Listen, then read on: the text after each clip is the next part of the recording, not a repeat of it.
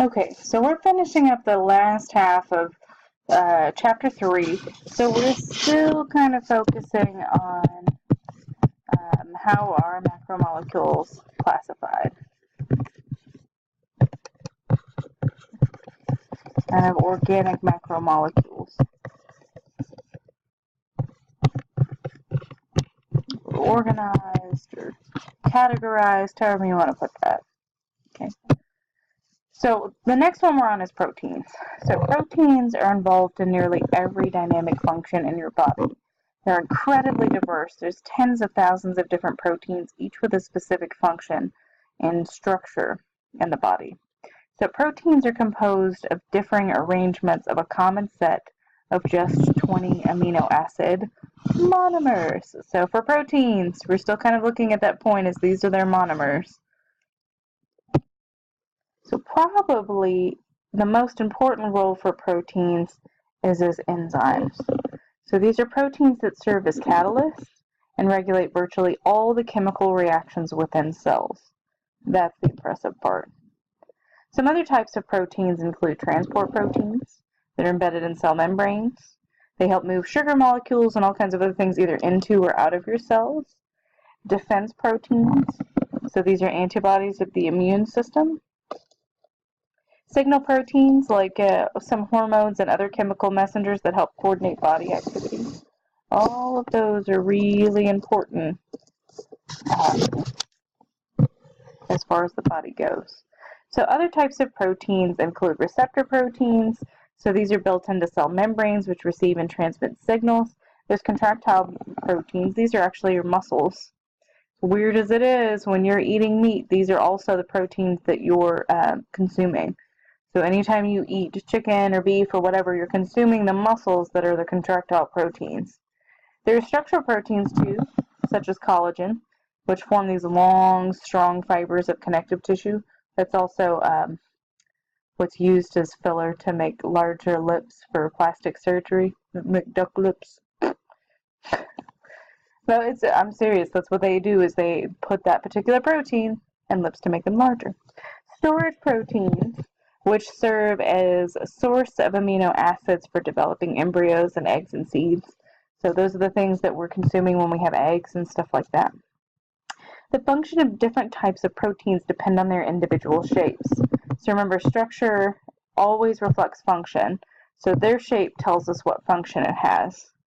A polypeptide chain, so this is going to be more or less one of the ways that we talk about that polymer. So it's actually many peptides, which we'll talk about, contain hundreds of thousands of amino acids linked by peptide bonds.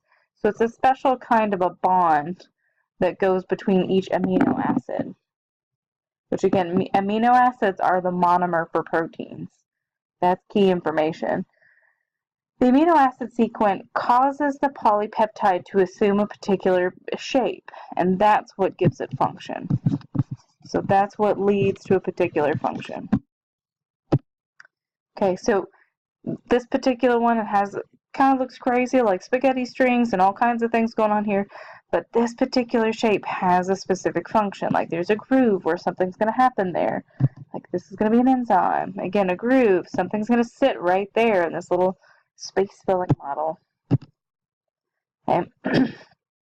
So even in spider silks, we find certain types of protein that make them very strong and that can do what it needs to do. If a protein shape is altered, it can no longer function. This is called denaturation. If a protein unravels, loses its shape, loses its function, that's denaturation, and that is a key term to know. Proteins can be natured by changes in salt concentration. This will kind of dehydrate them. Changes in pH and high heat. So it's the unfolding of protein. So denaturation really is unfolding of proteins which make it lose its function. Amino acids, so again, this is our monomer, okay, our one mer that's going to make up the many-mer that is a protein. Okay. It has an amino group, which we talked about in the last lecture in the very beginning. I said you didn't have to memorize them, and you don't, but it kind of helps you get the idea. And then there's a carboxyl group, which it used to be called a carboxylic acid group, so it made sense because we had an amino acid group. Okay. So also bonded to this central kind of carbon is a hydrogen atom, and then a group that's kind of a variable, which we call R. It can be anything that gives it those 20 kind of amino acids characteristics. So here's kind of what I mean. So there's a central sort of carbon atom here in the middle. There's a hydrogen atom on one kind of end. On one end, it's going to have that amino group. And we know because there's an N in it, so it's got the amine group. Okay. And then there's the carboxylic acid group, or the carboxyl group. They shortened it over time. But that's where we get our amino acid from. So these two sections, actually all three of these sections, the amino group, the hydrogen, and the carboxyl group, are all the same. But the R group is where we have variables. And we have 20 different variables, which give us 20 different amino acids and their particular characteristics. So amino acids are classified as, again, either hydrophobic or hydrophilic. So water-fearing, kind of more get along more with like oils and other kind of non-polar chemicals. And then we have hydrophilic, which have either polar or some sort of like, they have polar regions to them. So they're going to get along with water. Okay, so some examples, like leucine is an example that has hydrophobic. It's just kind of a hydrocarbon chain there. And then we have some hydrophilic ones like serine and aspartic acid. They've got some oxygens and some hydrogens, and they're kind of not sharing equally. So they're going to get along more with water. Okay, so amino acid monomers are linked together in a dehydration reaction. Remember I said that last time. It's the dehydration reaction that puts those things together. In fact, I've said that so much between last lecture and this lecture. That seems like a really good Easter egg that I think can give us 5 extra points on our test. So, I like this. So we can remember this one. Write me out and sort of, it can be sort of generalized. There's some generalized pictures in the last lecture if you're going through to review that you can draw me a picture of, oh my goodness, draw me a picture, sort of just a general thing of dehydration synthesis as something's being linked together. Also, draw me a hydrolysis of where they're breaking apart. By the way, these have to be done. I'll be a little lenient on the first one, but these have to be done. You have to give me the day we discuss this lecture. So the next time we come to class, that is when the Easter egg is due, or it doesn't count. Okay, so that way we got that kind of under our belt there. Okay, so I want a little diagram of a dehydration synthesis, or just a dehydration reaction, and I want a little diagram of a hydrolysis reaction. There you go. Okay, so just to review, amino acid monomers are linked together in a dehydration reaction, so we put them together with dehydration, joining the carboxyl group of the amino acid to the amino group of the next amino acid. This creates a very special bond called a peptide. I don't know why it gets the special name. That's outside of what I know. If you find out, share it. We'll share it out there, but I don't remember why that's a special bond. It just is. So additional amino acids can be added by the same process to create a chain of amino acids called a polypeptide, meaning they're made of many peptide bonds. So many peptide bonds, polypeptide. Okay, so again, dehydration synthesis, we add together those parts. We're going to form a water. We'll then lose that water and dehydrate it, and then connect them through synthesis, and so we get this special peptide bond. This one's called a dipeptide, just because there's 2 amino acids involved. Not counting the bonds. I know, it's weird. Many peptide bonds, but this is dipeptide even though it includes 1. It's tricky. Oh, honestly, I won't ask you about dipeptides all that much. Alright, something to review next time is a little bit about protein structures, but I'm seeing that we're getting close to the 10-minute mark, so let's take a break. Let's reassess where we're at, maybe get a snack, go potty, whatever you got to do. Write some questions off to the side, then come back.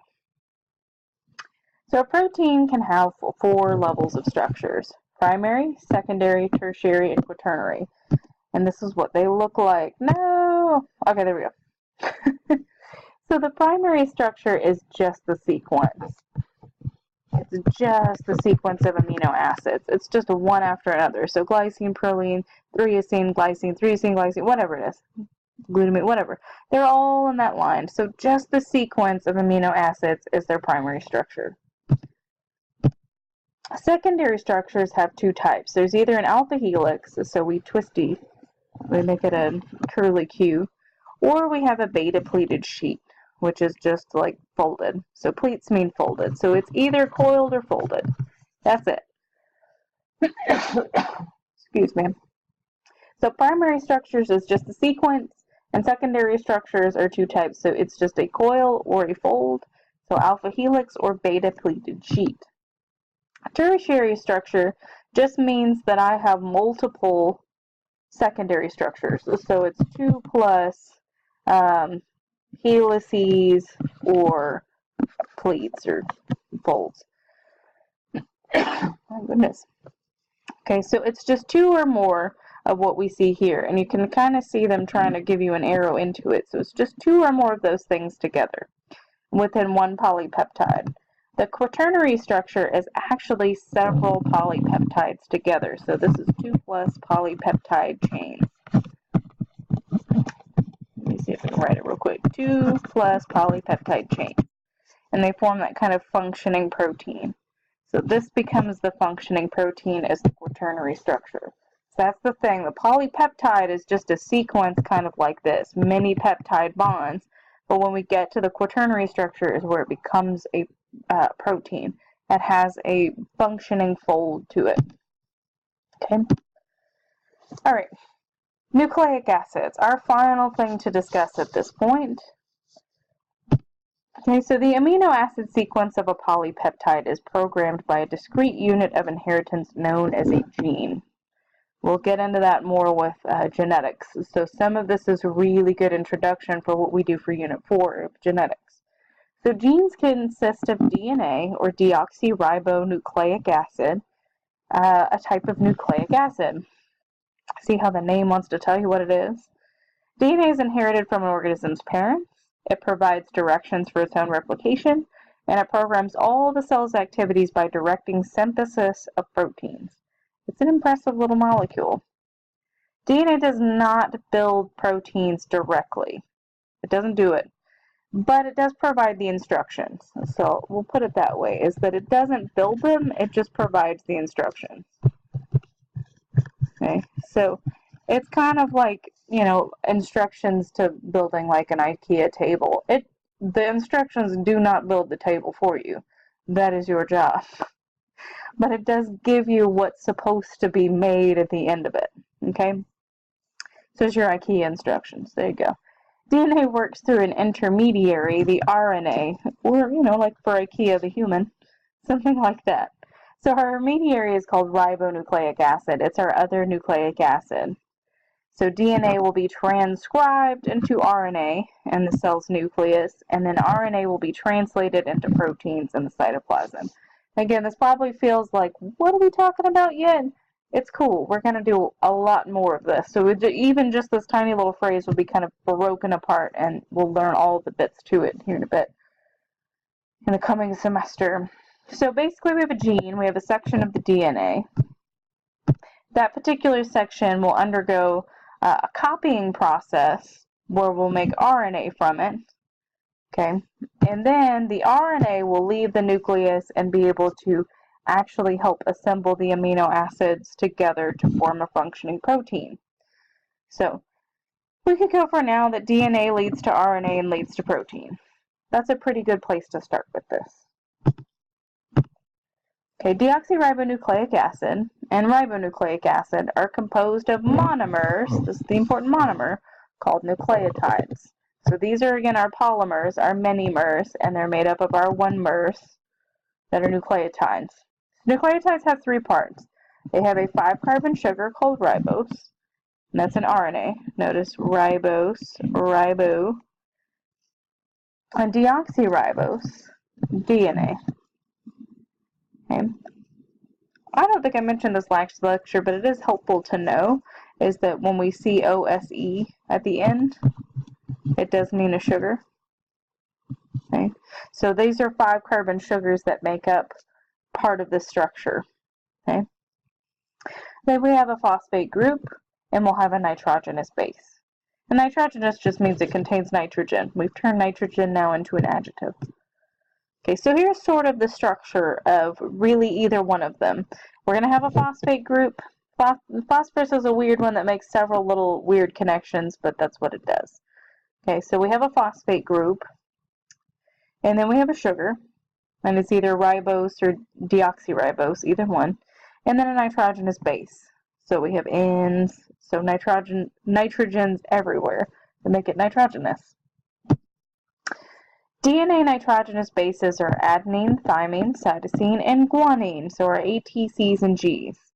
RNA also has A, C, and G, but instead of T, it has U. There's always a cute little joke about that one that says, if I could choose between DNA and RNA, I would choose RNA because it has U in it. You'll probably hear me say that one again. It's handy if you forget those. There's always cheesy jokes for these. So nucleic acid polymer or polynucleotide, again, many nucleotides together, form from the nucleotide monomers when the phosphate of one nucleotide bonds with the sugar of the next nucleotide by dehydration reactions. Still dehydration. So this produces a repeating sugar-phosphate backbone with a protruding protruding nitrogenous base. So sort of what this looks like. So this would be our phosphate. It's actually the same colors as the pictures before, so you could kind of look and compare, but that's the phosphate group. This is our sugar. Notice attached to that again is a phosphate group, and then again a sugar. And so those repeat, and the nucleotide, repeating nucleotides, the nitrogenous base is the part that sticks out. Okay, phosphate, sugar, the whole way down. RNA is usually a single polynucleotide strand. This is another one of those differences that we'll revisit again later, but RNA is usually single-stranded and DNA is double helix. So it means it's 2 strands wrapped around each other. The 2 strands are associated because particular bases have a hydrogen bond. That bond is still really important. Not super strong, but strong enough for stability. Okay. Some key pairs here, A's pair with T's, and C's pair with G's. So my thing for this is that the straight letters always pair with a straight letter, and a curvy letter pairs with a curvy letter. That's what I think. And that's how I remember that. If you got a better one, share it with me. All right. So you can see these base pairs here. Again, we have phosphate is kind of this yellow, and the blue is the sugar. So they're still repeating one after another, but they're kind of now twisting around each other. And you see the C's pairing with a hydrogen bond with the G, and the A hydrogen bonding with the T. The majority of people, so good kind of, we started last lecture with lactose, so we can come back to that. So lactose, by the way, is a sugar. You can tell because it ends in OSE. So the whole lactose intolerant thing. So a majority of people stop producing the enzyme lactase in early childhood and don't easily digest the milk sugar lactose after childhood. That includes me. Lactose tolerance represents a relatively recent mutation in the human genome, and it was a survival advantage for human cultures with milk and dairy products available year-round. So that's kind of where those things started and actually had a benefit.